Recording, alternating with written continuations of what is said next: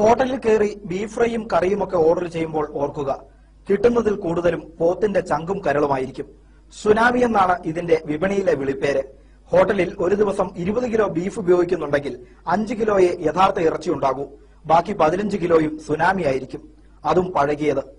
സുനാമിയെക്കുറിച്ചുള്ള പരാതി വ്യാപകമായപ്പോഴാണ് കൊച്ചി കോർപ്പറേഷന്റെ ആരോഗ്യ സ്റ്റാൻഡിംഗ് കമ്മിറ്റി ഇതിന്റെ ഉറവിടം അന്വേഷിച്ചത്. രഹസ്യ വിവരത്തിന്റെ അടിസ്ഥാനത്തിൽ മട്ടാഞ്ചേരി ഫെറിയിൽ നിന്ന് ഇന്ന് രാവിലെ ഒരു ലോറി നിറയെ പഴകിയ ഇറച്ചി പിടിച്ചെടുക്കുകയായിരുന്നു. ഒരാഴ്ചയിലേറെ പഴക്കമുള്ള 1000 കിലോയോളം ചങ്കും കരളുമാണ് ഇന്ന് പിടിച്ചെടുത്തത്. ഫോർട്ട് കൊച്ചി വൈറ്റില ഭാഗങ്ങളിലെ ഹോട്ടലുകളിൽ വിതരണം ചെയ്യാൻ എത്തിച്ചതായിരുന്നു ഇത്. കർണാടകയിലെ ഹൂബ്ലിയിൽ നിന്ന് ട്രെയിൻ വഴിയാണ് കൊച്ചിയിൽ എത്തിച്ചത്. ഇത് നമ്മൾ ഏത് ഹോട്ടലിൽ പോയി ബീഫ് വാങ്ങിയാൽ ലഭിക്കും കാണാൻ പറ്റാവുന്നത് പതരും ലിവറുമാണ് കൂടുതൽ ലഭിക്കുക. അത് ഈ ഇറച്ചിയാണ്. ഇത് വ്യാപകമായ രീതിയിൽ മുഴുവൻ ഹോട്ടലുകളിലും വിതരണം ചെയ്യുന്നുണ്ട്.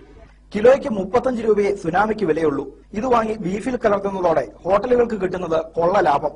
സമൂസ, മീറ്റ് റോൾ, കബാബ് എന്നിവ നിർമ്മിക്കാൻ ഉപയോഗിക്കുന്നതും ഈ സുനാമി അരച്ചുണ്ടാക്കുന്ന പേസ്റ്റ് തന്നെ.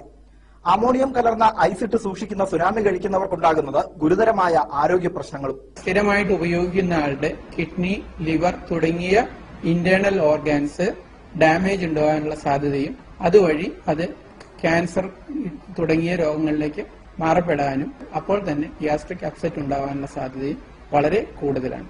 സുനാമി കോയ എന്ന് വിളിക്കുന്ന മട്ടാഞ്ചേരി സ്വദേശിയായ കൊച്ചുകോയ എന്ന വിതരണക്കാരനെതിരെയാണ് ഇന്ന് കേസെടുത്തത്.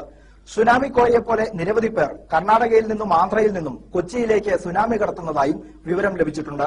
India vision, Kochi.